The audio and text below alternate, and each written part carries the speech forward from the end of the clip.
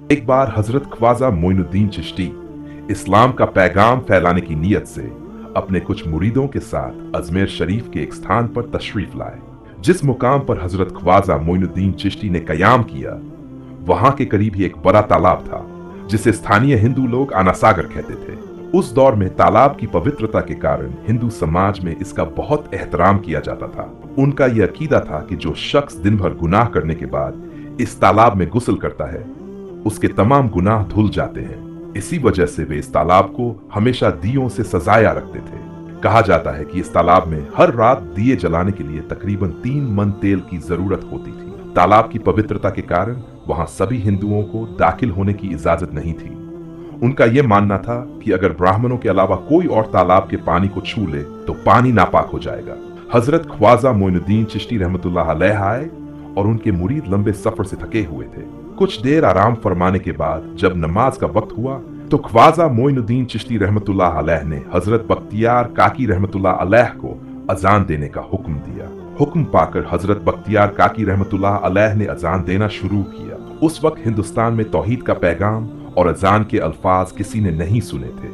जब लोगों ने पहली बार अजान के अल्फाज सुने तो उनके दरमियान हलचल मच गई। लोग अपने घरों से बाहर आकर एक दूसरे से कहने लगे, ये फकीर लोग कहां से आ गए और ये क्या पढ़ रहे हैं। अजान खत्म होने के बाद हजरत ख्वाजा मोइनुद्दीन चिश्ती और उनके साथियों ने आनासागर तालाब पर जाकर वुजू करना शुरू किया। जब हिंदू पुजारियों ने देखा कि एक अजनबी दरवेश उनके तालाब का इस्तेमाल कर रहा है तो उनके दिल में गुस्से की आग भड़क उठी।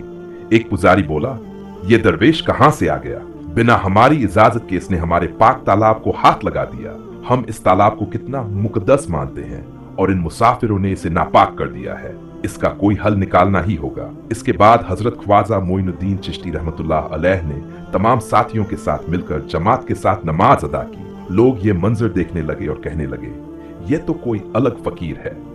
हमारे मंदिरों में सब देवी देवता मौजूद हैं और ये उनकी इबादत ना करके किसी नए खुदा की इबादत कर रहे हैं। अगर मंदिर के बाहर भी कोई खुदा है तो उसे भी मंदिर में रखा जाना चाहिए ताकि लोग उसकी भी पूजा कर सकें। शाम ढलने लगी। शाम होते ही राजा पृथ्वीराज के ऊंटों के चरवाहे अपने ऊंट लेकर उस जगह पहुंचे। इत्तेफाक से हजरत ख्वाजा मोइनुद्दीन चिश्ती रहमतुल्लाह अलैह वहीं तशरीफ फरमा थे जहां आमतौर पर राजा के ऊंट आराम किया करते थे। चरवाहों ने देखा कि एक दरवेश का काफिला उनके मुकाम पर आकर बैठा है। उन्होंने हजरत ख्वाजा मोइनुद्दीन चिश्ती रहमतुल्लाह अलैह और उनके साथियों से कहा, अरे फकीर बाबा, आप कहां से तशरीफ लाए हैं और यहाँ आकर बैठ गए? क्या आपको मालूम नहीं कि यहाँ रोजाना राजा पृथ्वीराज के ऊंट आराम फरमाते हैं?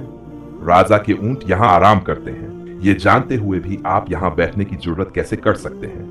हजरत ख्वाजा मोइनुद्दीन चिश्ती रहमतुल्लाह अलैह ने उन चरवाहों को नरमी से जवाब दिया, हम मुसाफिर हैं और अनजान हैं। हमें मालूम नहीं था कि इस मुकाम पर राजा के ऊंट आराम करते हैं, क्योंकि हम पहले ही यहाँ रात गुजारने का इरादा कर चुके हैं। तुम अपने ऊंट को आज किसी और जगह आराम देने ले जाओ। आसपास बहुत सी जगहें हैं। हजरत का जवाब सुनकर पृथ्वीराज के चरवाहे बोले, फकीर की हिम्मत तो देखो, कहता है कि राजा के ऊंटों को कहीं और ले जाएं और खुद यहाँ बैठे रहेंगे। फकीर बाबा, यह तो हरगिज मुमकिन नहीं है।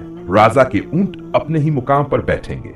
यह कहकर चरवाहों ने हजरत ख्वाजा मोइनुद्दीन चिश्ती रहमतुल्लाह अलैह और उनके साथियों को वहां से उठाने के लिए दुर्व्यवहार करना शुरू कर दिया। हजरत ख्वाजा मोइनुद्दीन चिश्ती रहमतुल्लाह अलैह बहुत ही सरल स्वभाव के थे। जब उन्होंने देखा कि चरवाहे दुर्व्यवहार कर रहे हैं तो उन्होंने बख्तियार काकी रहमतुल्लाह अलैह से कहा, बख्तियार, हम यहाँ बैठकर क्या करेंगे? जब राजा के ऊंटों को यहीं बैठना है तो रहने दो, ऊंट यहीं बैठे, हम यहाँ से जा रहे हैं। ये कहकर हजरत ख्वाजा मोइनुद्दीन चिश्ती रहमतुल्लाह अलैह अपने साथियों के साथ वहां से चले गए।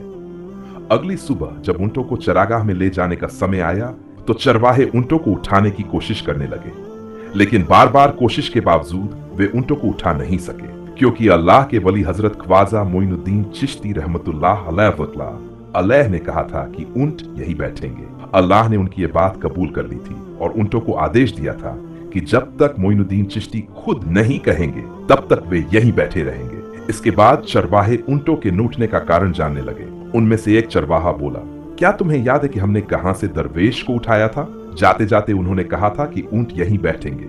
मुझे लगता है कि उनके कहे शब्दों के कारण ही राजा के ऊंट उठ नहीं पा रहे हैं। शायद वे कोई बड़े वली हैं या अल्लाह के नुमाइंदे। इस बात को राजा के समक्ष रखते हैं। इसके बाद चरवाहे पृथ्वीराज के पास पहुंचे और हाथ जोड़कर निवेदन किया, महाराज, हमने बहुत कोशिश की, लेकिन आपके ऊंट को उनके स्थान से नहीं उठा सके और उन्हें चरागाह में घास चराने नहीं ले जा पा रहे हैं। राजा पृथ्वीराज ने आश्चर्य से पूछा, क्या ऊंटों को कोई बीमारी है जिस कारण वे उठ नहीं पा रहे? चरवाहों ने कहा, महाराज, ऊंट पूरी तरह स्वस्थ हैं, उन्हें कोई बीमारी नहीं है। पृथ्वीराज ने कहा, तो फिर वे अपनी जगह से क्यों नहीं उठ रहे? चरवाहों ने कहा, महाराज, कल उस स्थान पर एक दरवेश बैठे थे, हमने उनके और उनके साथियों के साथ काफी दुर्व्यवहार किया और उन्हें वहां से उठा दिया था। जाते जाते उन्होंने कहा था कि राजा के ऊंट यहाँ बैठेंगे और उठेंगे नहीं।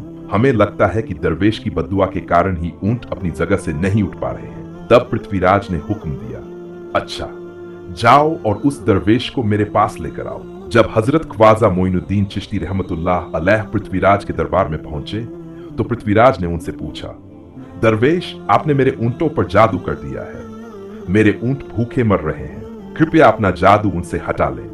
अगर जादू नहीं हटाया तो मेरे ऊंट भूखे मर जाएंगे। पृथ्वीराज की बात सुनकर हजरत ख्वाजा मोइनुद्दीन चिश्ती मुस्कुराते हुए बोले, हे अल्लाह के बंदे, हम मुसलमान हैं और मुसलमान कभी जादू नहीं करते। तुम्हारे ऊंटों को मैंने नहीं बल्कि इस संसार के पालने वाले अल्लाह ने बैठाया है। हजरत ख्वाजा मोइनुद्दीन चिश्ती ने अल्लाह से दुआ की, या अल्लाह, ऊंटों को उनकी जगह से उठने की तौफीक दें। हजरत ख्वाजा मोइनुद्दीन चिश्ती की दुआ के बाद चरवाहों ने देखा कि ऊंट अपनी जगह से उठकर चरागाह की ओर जाने लगे। ये दृश्य देखकर चरवाहे चकित रह गए और हजरत ख्वाजा मोइनुद्दीन चिश्ती की ये करामत की खबर पूरे अजमेर में फैल गई। जैसे जैसे हिंदुओं के बीच हजरत ख्वाजा मोइनुद्दीन चिश्ती की करामत की बातें फैलने लगीं और इस्लाम का प्रचार बढ़ने लगा तो मंदिर के पुजारी सोचने लगे, अगर यही चलता रहा तो सभी हिंदू मुसलमान बन जाएंगे। पुजारी पृथ्वीराज के पास पहुंचे और निवेदन किया, महाराज, ये दरवेश हमारे राज्य में इस्लाम फैला रहे हैं। यदि आपने अभी इनका कोई उचित समाधान नहीं निकाला तो ये दरवेश सभी हिंदुओं को मुसलमान बना देंगे और तब हमारे देवताओं की पूजा करने वाला कोई नहीं बचेगा। आप इन्हें यहां से भगा दें। पुजारियों की बात सुनकर पृथ्वीराज ने हजरत ख्वाजा मोइनुद्दीन चिश्ती को बुलाया।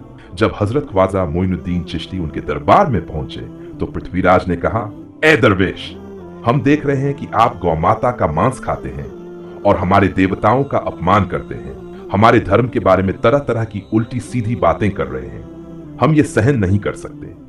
हम ये भी देख रहे हैं कि आप हमारे पवित्र तालाब को अपने पवित्र हाथों से खराब कर रहे हैं। आप तुरंत हमारे देश से चले जाएं। हजरत ख्वाजा मोइनुद्दीन चिश्ती ने कहा, बाबा, हम लोग तो केवल वुजू करते हैं, नहाते नहीं। अगर पूरी देह के स्पर्श से आपके तालाब का पानी खराब नहीं होता है तो केवल हमारे हाथ और चेहरे के पानी से तालाब अपवित्र कैसे हो सकता है? ये सुनकर पृथ्वीराज ने कहा, वे सभी लोग हमारे धर्म के हैं, जबकि तुम लोग कहीं और से आए हो। तुम हमारे धर्म के नहीं हो, इसलिए तुम्हारे हाथ लगाने से हमारा तालाब अपवित्र हो जाता है। तब हजरत ख्वाजा मोइनुद्दीन चिश्ती रहमतुल्लाह अलैह ने कहा, अच्छा बाबा, हम अब आपके तालाब के पानी को हाथ नहीं लगाएंगे, लेकिन हमें पानी की जरूरत है तो हम चाहते हैं कि केवल एक बर्तन में पानी ले लें। पृथ्वीराज ने कहा, ठीक है, तुम पानी ले सकते हो, लेकिन तुम्हारा बर्तन तालाब में लगे, तुम्हारे हाथ नहीं। अगर तुम्हारे हाथ स्पर्श करे तो हम इसके खिलाफ सख्त कार्रवाई करेंगे। राजा के साथ सहमति के बाद हजरत ख्वाजा मोइनुद्दीन चिश्ती रहमतुल्लाह अलैह ने अपने मुख्य खलीफा बख्तियार काकी से कहा, बख्तियार, जाओ और तालाब से एक बर्तन में पानी ले आओ, लेकिन बहुत सावधानी से पानी लेना कि तुम्हारा हाथ तालाब के पानी को छू न सके। बख्तियार काकी हजरत ख्वाजा मोइनुद्दीन चिश्ती के आदेश का पालन करते हुए आना सागर से पानी लेने गए। उन्होंने बर्तन को तालाब के करीब कर कहा, ए आना सागर, तुझे हजरत ख्वाजा मोइनुद्दीन चिश्ती ने बुलाया है। इतना कहना था कि पूरा तालाब एक छोटे बर्तन में समा गया। आना सागर पूरी तरह से सूख गया और उसकी तली में केवल सूखी रेत दिखाई देने लगी। जब पुजारियों ने देखा कि उनके पवित्र तालाब में एक भी बूंद पानी नहीं बचा है और वह सूख गया है तो वे घबराते हुए राजा पृथ्वीराज के पास गए और बोले, महाराज, ये तो भारी संकट हो गया है। पृथ्वीराज ने पूछा, क्या हुआ? पुजारियों ने कहा, उस दरवेश ने हमारे पूरे तालाब का पानी ले लिया है। अब हमारे पवित्र तालाब में एक बूंद भी पानी नहीं है। अगर इस तालाब में पानी नहीं होगा तो हम अपने पापों का प्रायश्चित कैसे करेंगे? दूर दूर से हजारों हिंदू लोग इस तालाब में स्नान करने आते हैं ताकि वे अपने पाप धो सकें। अगर पानी नहीं रहेगा तो वे यहां आना बंद कर देंगे। इससे हमारा बड़ा नुकसान होगा और अजमेर की मान मर्यादा मिट्टी में मिल जाएगी। पृथ्वीराज गहरे विचार में पड़ गए। वे हजरत ख्वाजा मोइनुद्दीन चिश्ती के खिलाफ कोई कठोर कदम उठाने से झिझक रहे थे, क्योंकि उन्हें आशंका थी कि अगर उन्होंने दरवेश के खिलाफ सैनिक भेजे और दरवेश ने सैनिकों पर भी जादू कर दिया तो उनकी परेशानी और बढ़ जाएगी। इसलिए उन्होंने कहा, तुम लोग जाओश को मेरे पास बुला कर लाओ, मैं देखता हूं कि वह क्या चाहता है। अगर उसकी मांग उचित होगी तो हम उसे मान लेंगे, और यदि उचित नहीं हुई तो हम माफी मांगकर अपना तालाब का पानी वापस ले लेंगे। जब हजरत ख्वाजा मोइनुद्दीन चिश्ती पृथ्वीराज के दरबार में पहुंचे, पृथ्वीराज ने कहा, बाबा, आपने हमारे तालाब का सारा पानी ले लिया है, हम अपने पापों का प्रायश्चित कैसे करेंगे? पूरे दिन के पाप हम इस तालाब में स्नान करके धोते हैं। अगर तालाब में पानी नहीं होगा तो हम कैसे स्नान करेंगे? हजरत ख्वाजा मोइनुद्दीन चिश्ती ने उत्तर दिया, देखो बाबा, तुम्हारे पास आना सागर है, पर दुनिया के हर कोने में ऐसा तालाब नहीं है, तो क्या वे लोग अपने पाप कैसे धोएंगे? पापों को धोने की ताकत इस तालाब के पानी में नहीं है। पापों को माफ करने वाला केवल अल्लाह है, जिसने आकाश, धरती और पूरी दुनिया बनाई है। उसकी इजाजत के बिना एक पत्ता भी नहीं हिलता।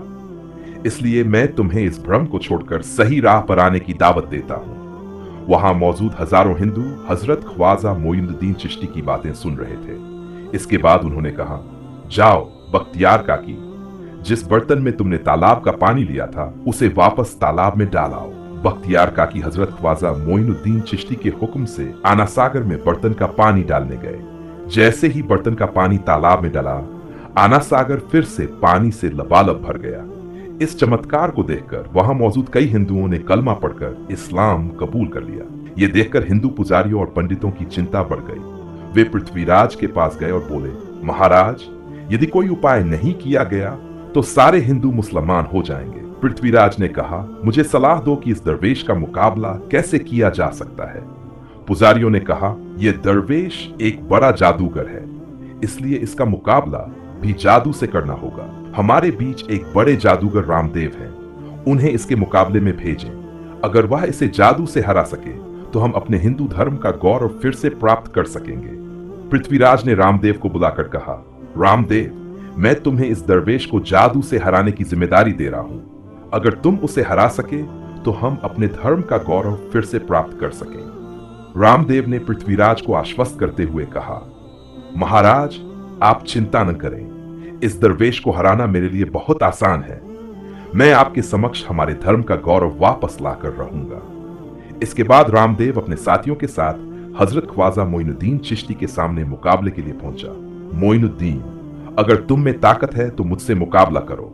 मैंने तुम जैसे बहुत से जादूगरों को हराया है, तुम्हें हराना तो मेरे लिए साधारण बात है। हजरत ख्वाजा मोइनुद्दीन चिश्ती ने उसकी बातों कोई जवाब नहीं दिया। रामदेव ने देखा कि हजरत ख्वाजा मोइनुद्दीन चुप हैं, तो उसने गाली गलौज करना शुरू कर दिया।